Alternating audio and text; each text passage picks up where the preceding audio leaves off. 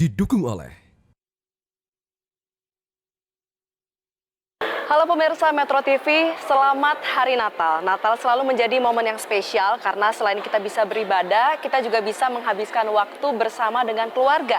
Salah satu opsi yang bisa Anda lakukan adalah berkunjung ke Hotel Borobudur karena bisa dilihat di belakang saya ornamen Natal ini begitu indah dan pastinya bisa menambah semarak Natal ketika Anda habiskan bersama dengan keluarga. Tapi balik lagi pemirsa, berkaitan dengan Natal ini dihabiskan dengan cara yang berbeda-beda. Ada yang bisa menghabiskan seluruh waktu bersama dengan keluarga, tapi juga ada yang harus berbagi waktu bersama dengan pekerjaan yang tengah dijalani.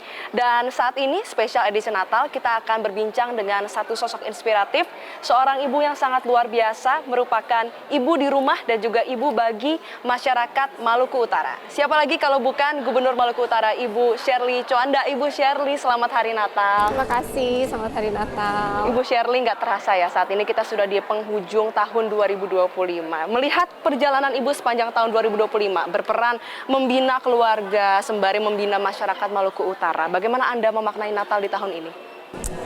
Tahun ini mungkin tentang pemulihan ya. Kita selalu percaya bahwa Natal itu membawa kasih. Cuman di tahun ini, tahun kedua, saya merayakan Natal bersama anak-anak tanpa almarhum.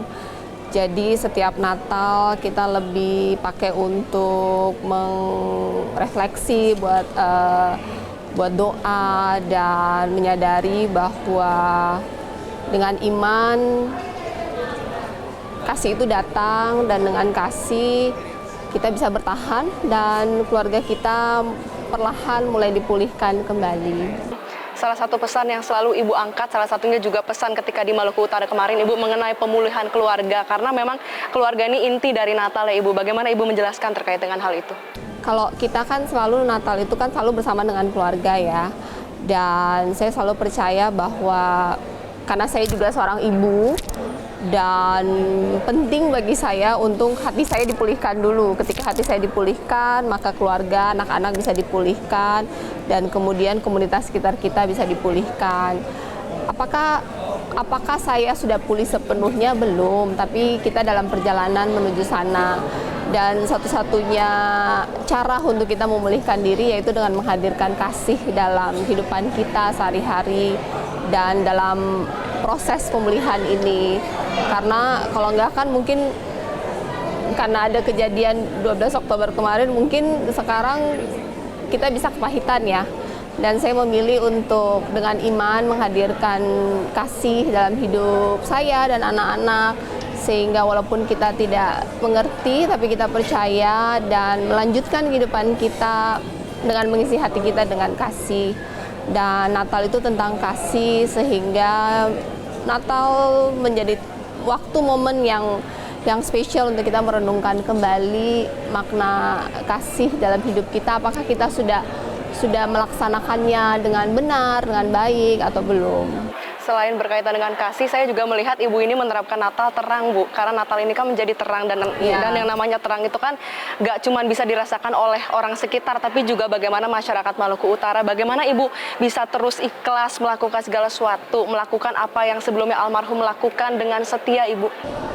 Ya itu tadi, saya ketika 12 Oktober itu kan orang yang bertanya, kok saya bisa tegar dan melanjutkan semuanya. Saya sering berpikir waktu itu sih mungkin ada satu kalimat yang membuat saya kuat, tetap percaya walaupun tidak mengerti. Jadi mungkin dimulai dengan iman. Saya memilih untuk percaya walaupun saya tidak mengerti, dan iman itu membuahkan kasih, dan kemudian kasih itu memulihkan seluruh hidup saya sebagai penolong kepada suami. Tugas saya itu mendukung semua pekerjaan dan cita-cita suami. Ketika almarhum suami saya tidak ada, semua energi itu saya pindahkan untuk selain mengurus ketiga anak saya, meneruskan janji-janji almarhum yang belum selesai ke Maluku Utara. Saya tidak bisa mengasihi Maluku Utara kalau hati saya penuh dengan kepahitan. Jadi saya memutuskan untuk mengizinkan kasih masuk ke dalam hati saya, karena bagi saya gelap itu ada karena tidak ada terang, sehingga kepahitan itu ada ketika tidak ada kasih. Ketika saya memutuskan hati saya penuh dengan kasih, maka kepahitan itu hilang dengan sendirinya. Dan ketika hati saya dipenuhkan oleh kasih, hati saya dipulihkan, maka saya bisa berbagi kasih ini kepada di sekitaran saya, mulai dari ketiga anak saya, orang tua saya, masyarakat Maluku Utara. Dan ini proses dari saya memulihkan diri dan memulihkan Maluku Utara harapannya. Tuhan yang selalu kasih pertolongan ke Ibu ya, agar memang Tuhan kasih kekuatan, selalu memberikan kasih, bagaimana supaya kepahitan itu tidak muncul lagi, Ibu. Tapi kalau misalnya kita bicara soal Natal, Bu, sebenarnya apa sih, Bu, momen atau tradisi yang benar-benar paling diingat di rumah untuk Natal ini? Kita tuh biasanya kalau Natal kan selalu traveling ya, jalan-jalan, makan, tapi yang paling penting kan kita bersama. Jadi yang bikin, karena dulu almarhum sibuk, saya juga sibuk, jadi setiap tahun tuh kita selalu traveling bersama dengan anak-anak. Jadi Natal dan Tahun Baru tuh selalu menjadi momen yang spesial di mana kita bisa spend time together, lebih quality time. Berkumpul bersama, quality time. Untuk Natal tahun ini, Bu, Ibu rencana akan di Jakarta atau di Maluku Utara? Kita ada surat dari Mendagri, semua harus standby di daerah masing-masing. Jadi Natal tahun ini saya di Maluku Utara. Di Maluku Utara. Ini akan jadi Natal pertama saya tidak bersama dengan anak-anak. Karena anak-anak sudah terlanjut memplanning semua holiday mereka. Tahun lalu saya bahkan masih holiday sama mereka kan. Tahun ini saya bakal pertama sendiri, tapi kita akan open house di Maluku Utara. Bagaimana anak-anak Bu ketika memang akhirnya mesti menjalani Natal, awalnya tanpa sosok almarhum ayah, saat ini berarti tahun ini juga tanpa kehadiran Ibu ya?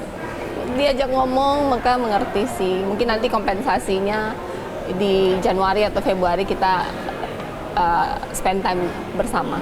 Tapi Bu, memang salah satu berkat kalau misalnya memang kita ditimpa musibah, memang keluarganya selalu ada. Makanya juga kan mereka selalu support Ibu, apapun yang Ibu lakukan. Mengerti kan, saya juga melihat bagaimana Koko dan Cece selalu ada sama Ibu, selalu meluangkan waktu ya untuk bisa bersama dengan Ibu. Ibu, terkait dengan Maluku Utara sendiri, nanti kan Ibu akan open house, itu rencananya akan seperti apa, Ibu? Di sana paling silaturahmi ya, jadi rencananya dari pagi sampai siang. Biasanya mereka ini belum pernah dilakukan di level provinsi. Perdana berarti ya, Ibu? Tapi kalau dulu ketika menemani almarhum di Morotai, open house ya dari pagi, jam 8, jam 9, sampai sore biasanya jam 3. Mereka datang, makan, silaturahmi, foto-foto, ngobrol. Dan ini juga pertama kali mereka memiliki gubernur yang merayakan Natal. Jadi ini akan menjadi perdana buat masyarakat Maluku Utara untuk open house di rumah gubernurnya. Pasti spesial banget Ibu, karena kita tahu sendiri kalau dari segi masyarakatnya juga ini Maluku Utara termasuk harmonis ya dengan seluruh agama. Bagaimana Ibu sebagai kepala daerah ini membina dan juga mengasuh bagaimana supaya mereka bisa terus hidup harmonis? Memastikan bahwa semuanya adil. Untuk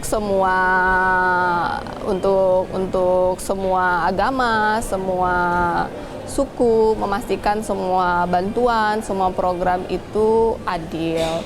Saya ada suatu mungkin contoh kayak seperti kita kalau punya taman bunga itu, kita tidak bisa cuma mengurus satu jenis bunga aja. Nanti nggak cantik, tamannya itu cantik karena punya berbagai macam bunga. Saya selalu percaya kekuatan Indonesia itu dari keberagamannya. Jadi kita harus merawat semua yang berbeda karena kekuatan kita dalam keberagaman. Dan selama ini baik-baik aja sih, karena semuanya adil. Semuanya adil, semua hidup berdampingan dan juga tidak terlepas karena memang Ibu mampu untuk membina hal itu. Dan pemirsa, kita akan kembali melanjutkan perbincangan bersama dengan Gubernur Maluku Utara. Usai jeda, tetaplah bersama kami.